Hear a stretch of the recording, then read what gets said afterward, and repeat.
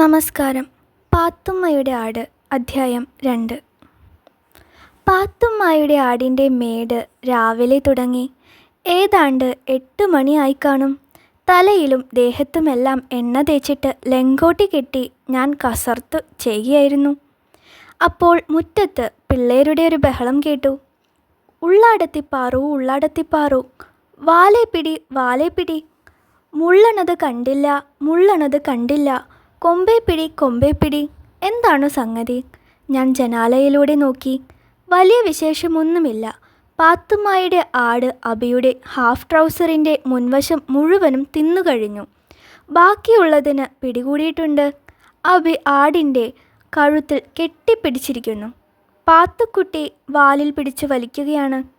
സയ്യിദ് മുഹമ്മദ് കൊമ്പിൽ പിടിച്ചിട്ടുണ്ട്. ആരിഫ അന്തം വിട്ടു നിൽക്കുന്നു. റഷീദും സുബൈദയും മറ്റൊന്നിലും ശ്രദ്ധിക്കാതെ തള്ളവിരലുകൾ വായിലിട്ട് നുണഞ്ഞുകൊണ്ട് മുറ്റത്തിരിക്കുകയാണ്.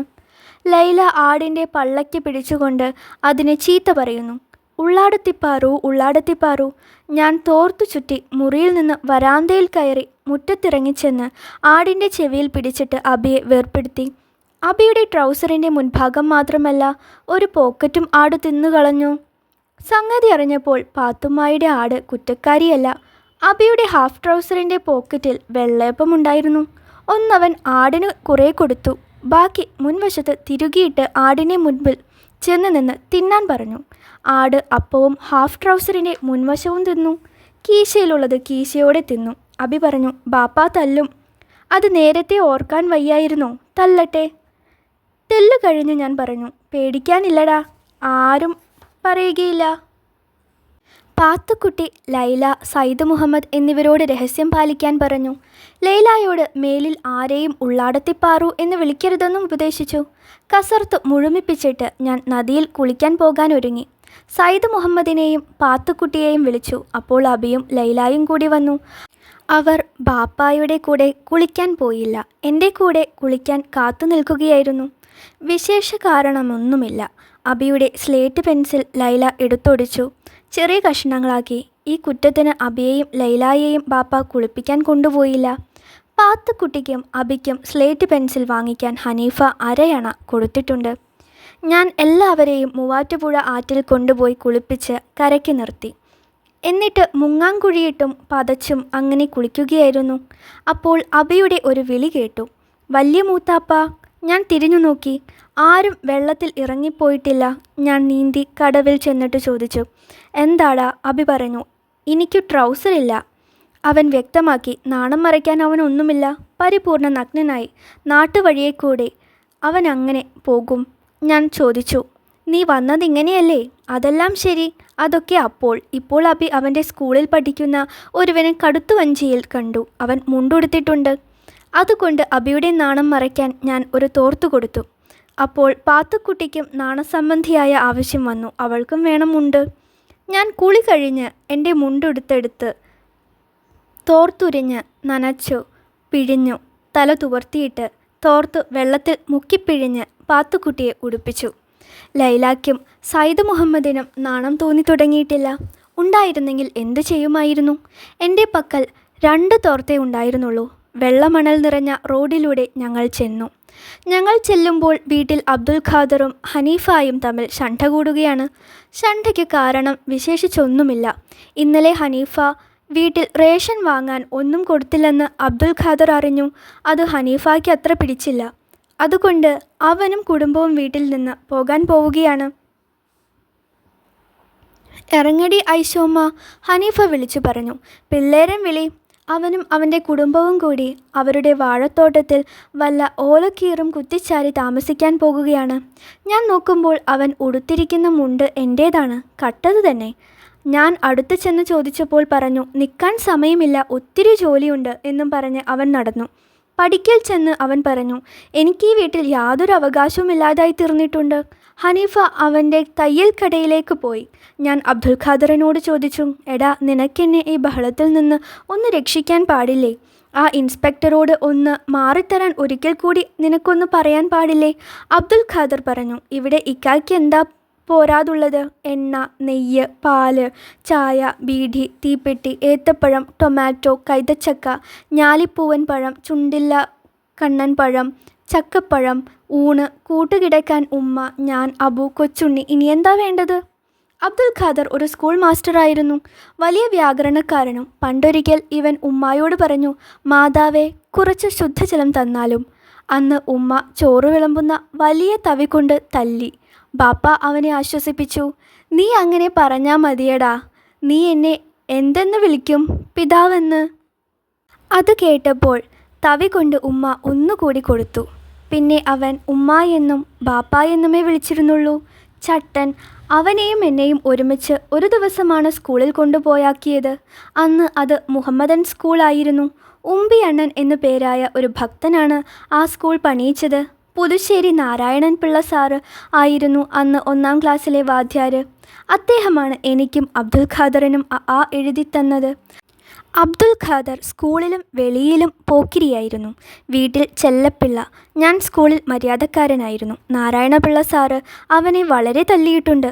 അബ്ദുൽ ഖാദർ ഇടതുകാലിൽ നിന്ന് വലത്തെ ചട്ടൻകാൽ ചുറ്റും വീശി കറക്കിയായിരുന്നു പിള്ളേരെ അടിച്ചിരുന്നത്.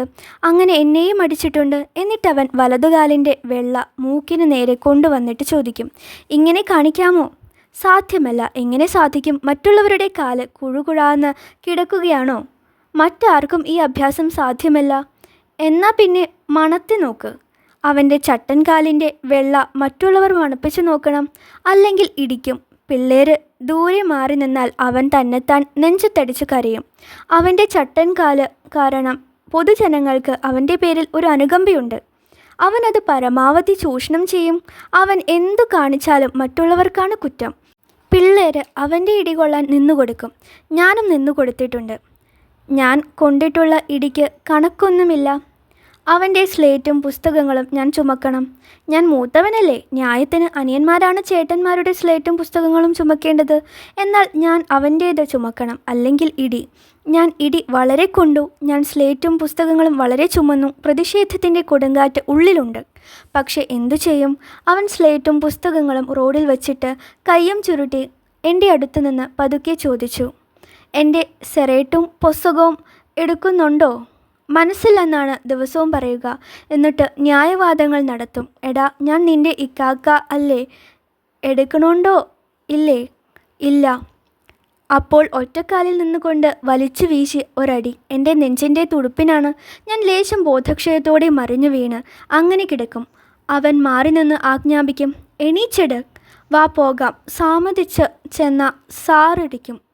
ഞാൻ കിടന്ന് സങ്കടത്തോടെ ആലോചിക്കും, ഇതെവിടത്തെ ന്യായമാണ്? അനിയൻ ഇടിക്കുക, ജ്യേഷ്ഠൻ കൊള്ളുക, എന്നിട്ട് പുസ്തകങ്ങളും സ്ലേറ്റും ചുമക്കുക.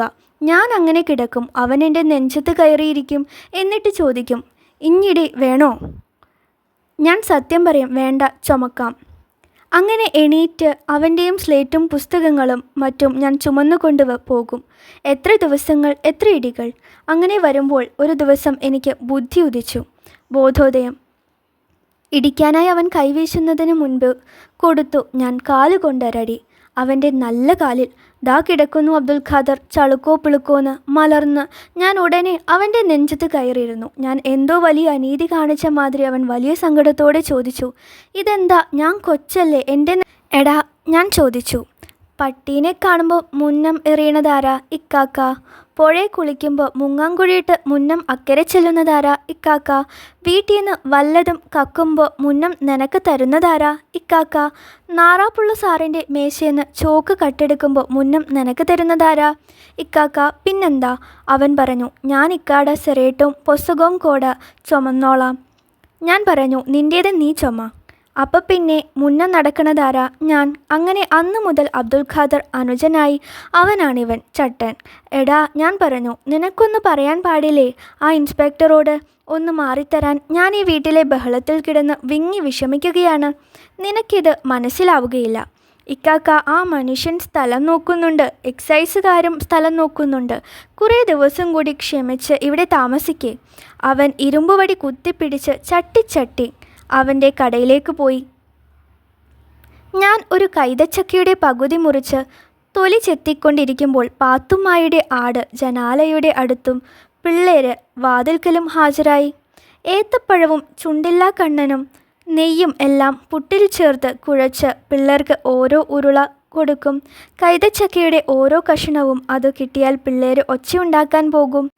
എന്നാൽ അബി, പാത്തുക്കുട്ടി, ലൈല, ആരിഫ, ഖദീജ മുതലായവരെ കാണാതെ ആനുമ്മായുടെ മകൻ സയ്യിദ് മുഹമ്മദ് എൻ്റെ മുൻപാകെ വന്നില്ല എന്ന മട്ടിൽ ചില ചിണുങ്ങൻ പാട്ടുകളുമായി തൂണിൽ പിടിച്ചുകൊണ്ട് നിന്ന് മുഖം കാണിക്കും. അവന് ഒരു സ്പെഷ്യൽ ഉരുള കൊടുക്കും. പലഹാരം തിന്നിട്ട് പഴത്തൊലിയും മറ്റും പാത്തുമ്മായുടെ ആടിന് കൊടുക്കും. എന്നിട്ട് കൈ കഴുകി ചായയുമായി വരാന്തയിൽ കസേരയിൽ വന്നിരിക്കും. അപ്പോൾ സ്കൂൾ കുട്ടികൾ പോകുന്നുണ്ടായിരിക്കും. പതിവ് പോലെ പെൺപിള്ളേർ വികാരത്തോടെ തിളങ്ങുന്ന കണ്ണുകളാൽ എന്നെ നോക്കുന്നുണ്ടായിരിക്കും. പെൺകുട്ടികളുടെ ആ സുന്ദരൻ നോട്ടത്തിൽ ഒളിഞ്ഞുകിടന്ന ദിവ്യരഹസ്യം പിന്നീടാണ് എനിക്ക് മനസ്സിലാവുന്നത്. അതുവഴിയേ പറയാം. പാത്തുമ്മയുടെ ആട് കഥ തുടരും.